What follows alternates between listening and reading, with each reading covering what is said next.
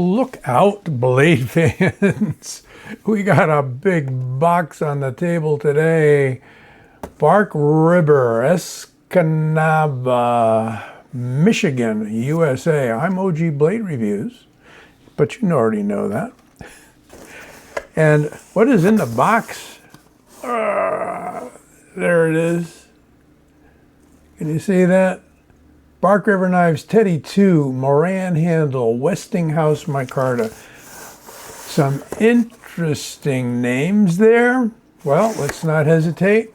I picked this up, a few months back and did a video short on it on YouTube, and I dropped one on Instagram as well. Just kind of showing the knife and handling it out in the park with me in the pick, of all things. Blade comes protected in a little cardboard. Don't put the knife in the dishwasher. Don't put any of your nice knives in the dishwasher. You bleach the heck out of them. Anyway, that's pretty simply what you get in the box. The most important thing being the NAF. And there you go. Barely makes it in the frame. Because it's a long one. Nice leather sheaths provided by Bark River. I will tell you this real quick, a hint for you. There is a way to condition the sheath because they are going to come so tight, you're going to be jamming that knife in there. You need to stretch it out a little bit. I learned a technique online from somebody on a blade forum, I think it was, to basically soak the whole leather sheath, not with a knife in it, soak the whole leather sheath in water for 5 to 10 seconds, not very long at all. Let the water get in there, take it out, put it in a plastic bag 12 hours or more or overnight.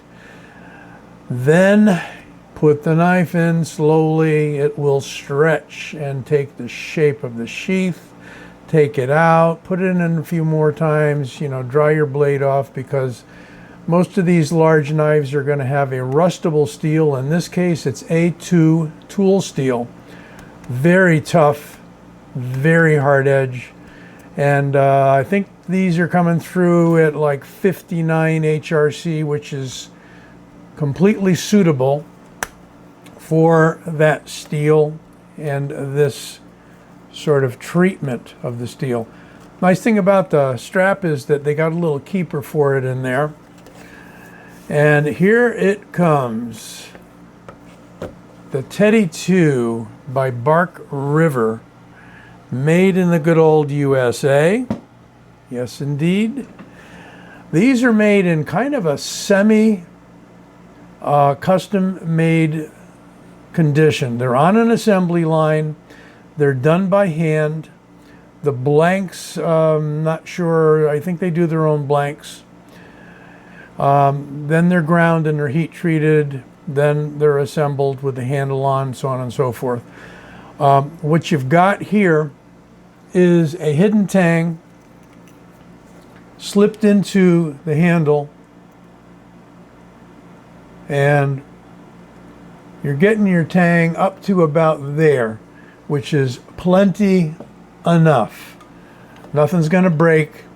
Don't be, coming up with any disaster scenarios. Maybe if you're a gorilla with a 1,000-pound grip and, you're doing things you shouldn't do with a knife. But there isn't too much you can't do with this knife. It's just rugged.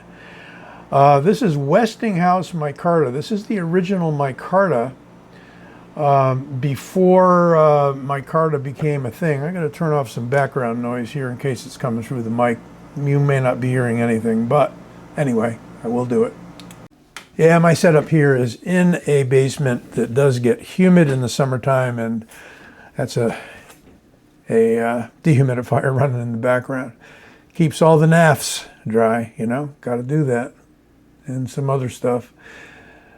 You're going to see by looking at that A2 tool steel blade that there is no bevel that's visible, really. That is kind of a 0-degree grind and what they call a convex grind for you guys that haven't seen those before.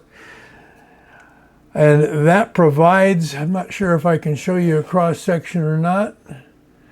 That provides a beautiful edge. Can't really show it to you because I can't get it far enough away from the camera. That provides a beautiful edge that is extremely strong and will maintain the edge for a long time. You know, that's your traditional, more or less, Bowie edge. And this certainly can be considered a Bowie clip. It's large enough. Some people may have other criteria and tell me that the point has to hook. Not all Bowie blades, particularly Bowie clips, happen to have a hook on them. You remember my Lon Humphrey review on that custom knife, and that does have much more pronounced hook in the blade. This is a large knife with an 8-inch blade. It feels so good in the hand. The handle is a Moran handle. I believe it was Bill Moran, if I'm correct, of Master Bladesmith, that developed that style. And the whole thing is that you've got the ability to hold this in a number of different places. You got a beautiful palm swell there. This isn't too big. I've got a medium-large hand, fits it perfectly. If you want to get way back here and do your chopping, that's completely available to you. Got a lanyard hole there, of course. You can choke way up here towards the guard if you wish, and you can't quite get your finger in there. That's not a finger choil, that's more of a sharpening choil. So you can see that the choil runs all the way down there. Now, this likely won't need a whole lot of sharpening. First step, if this does get dull, is that you strop the thing. And then you do need to engage in some special techniques as far as maintaining the edge if you're going to sharpen it diamond or stone or what have you, to maintain that beautiful, sharp, graceful convex edge. And what just dropped? I don't know. I'll check later. I'm going to get a piece of paper here. I think I can. There we go. Paper. Fresh out of the computer printer. What do they give us for an edge? It looks like it shouldn't be sharp because you're not seeing a bevel, right? Guess again. Guess again. That is just a laser. And, you know, for a knife that is this large and weighs what this knife does, you don't need to put a lot of effort into cutting things with it, whether you're chopping or whether you're drawing. I mean, this just feels so lively in the hand for the size of the knife. Speaking of which, what's the size of the knife? Can't use my ruler today because she is just too big. So a little bit peeling off the tape measure there. We've got, why don't you do it so they can see the numbers, guy? Just shy of 14 inches overall with an exactly 8-inch blade. And I don't have a metric ruler, so I'm going to have to let you convert, but on this next round here of measurements, I will give you the metric. So we're going to go in inches straight to the blade stock. Exactly a 1/4 inch. It's kind of wavering there, but that's a 1/4 inch. All day long, as they say. And we've got 0.95 on the handle. You're going to want that 9.5 on the handle, and believe me, it does not feel fat. In millimeters, blade stock, 6.2 millimeters. Handle thickness, 24 millimeters. And I'm going to have to get my larger postage scale out, yes, because this is going to be over a pound. And I'll give it the weight to you with and without the sheath. So ounces, just the knife, 15.7, just shy of a pound. And in grams, 447, or just shy of a kilogram, shy of a half a kilogram. Duh. Let's get around to ounces again. Put the sheath on it. As I said, using that technique I mentioned earlier, this is a really nice glove snug fit. What do we got? 1.5.3, or 1 pound, 5.3 ounces. Yeah, duh. 606 grams, and we're just over a half a kilogram now, 0.6 kilograms. Yeah, man. So that sheath, you know, it's got a fair amount of weight to it, right? Yeah, you're talking a good chunk of leather here. Really nicely done. I mean, they do kind of turn them out, and compared to some fancy leather work, it isn't fancy. And there's your embossed Bark River knives. It is a belt loop, so fit on just about any size belt. Should you want a different style sheath, you can certainly make one yourself or get one made. Now, we've got a fuller here. Fullers on these knives are not blood grooves. There is no validity to the fact that blood grooves were ever needed to reduce the suction and so on and so forth, thrusting it into the enemy's chest cavities with swords and whatnot. The fullers on these are to reduce the weight in the blade. And where is our balance here? She's right about where the Bark River nameplate is. And that's kind of nice. So it is blade heavy. And that's good because chopping with this thing is really nice. And yet, being a little bit blade heavy, I like knives that are slightly blade heavy. I don't like a heavy handle. I just don't. That's me. A lot of you guys do, and maybe you prefer it. But this Moran handle is beautiful. The name Teddy 2 comes from the original knife, the Teddy, that was named after the Rough Riders Bowie. Teddy Roosevelt and the Rough Riders, back in the day, they chose a blade, and probably not the handle, very similar to this, okay? Now, there is another handle you can get with the Teddy, and I'll let you look that up on your own because I'll give you the link to Knives Ship Free, which is where this came from. Knives Ship Free. You can also get them at DLT Trading.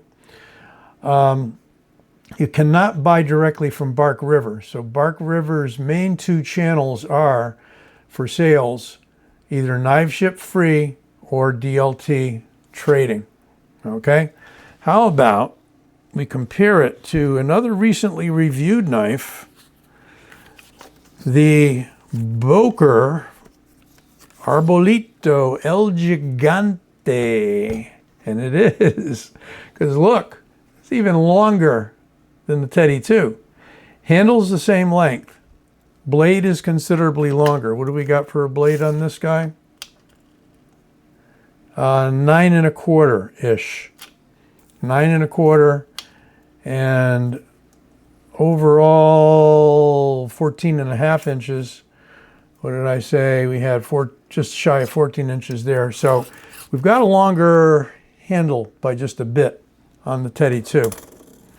Nice sheath that the Boker comes in. N695 steel, however, they're going to make this in an M390 variant very soon. It's supposed to be ready by the end of the summer this year, 2025. So I'll be looking for that maybe early September. I'm not sure. These are made in Argentina, and they do an outstanding job. The only thing some people not like entirely is the steel, but I've heard, I've not tested the steel myself, but I have heard reports that the steel holds up quite well, and they do an excellent job on the blade geometry and so forth. Now this does have your standard sharpening bevel. You can see the difference, right? You can maybe, if you look carefully, see a little bit of a buff line on that edge, but otherwise it is a strong convex edge. The difference being that the V does not hold up as well as that sort of apple seed shape, and that's a slightly different variant on the convex edge, is called the apple seed grind, similar to what you get on an axe, and then they've said, well, axe grind, and so I am not entirely certain of the breakdown of all of that, but they are all convex edges. Now, coming to you in a much smaller package, one of my favorite Bowie style, more manageable, shorter knives is the TKL FMF, Frogman Field Knife. And you can see for size comparison that that is smaller. I don't know, is bigger better? A lot of you guys will say bigger is better. So, okay, you want even bigger than that, or you want a machete. This is a nice manageable 5-inch blade. I think maybe a little over 5 inches. Oh no, it's closer to 6. Look at that. 5.5 inches. AEBL. Really a nice dark stone-washed finish with a nickel boron coating on it that protects the steel, but AEBL is stainless. But on his more carbony steel, shall we say, you're going to need that coating. Look at the difference in the thickness. Still a pretty thick stock, but not a 1/4 inch. And you can see that we have, on most TKLs, a thin handle. I think Tim's philosophy is to carry the knife on the belt or inside the waistband, close to the body. The thin handle is a better handle. For those with larger hands, they may find that they are looking for a little more real estate. Of course, you can always wrap it with something, put Ranger bands on it, or what have you, to give you a little more grip, because you've got plenty of room outside the sheath for that. Beautiful sheath on the TKLs. I always remark about how perfect TKL sheaths are. They're Kydex. You could get a Kydex for that guy too.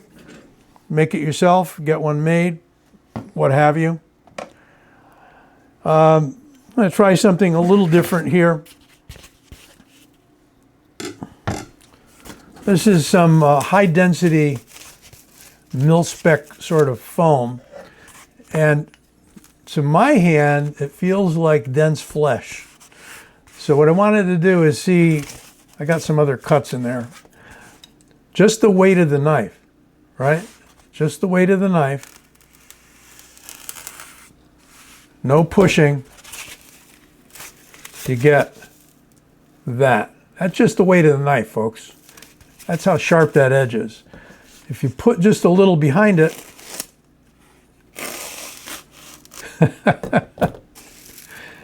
it's really going to cut. So let me tell you. Let me tell you. It is a sharp knife. It is a sharp knife. There's no getting around it.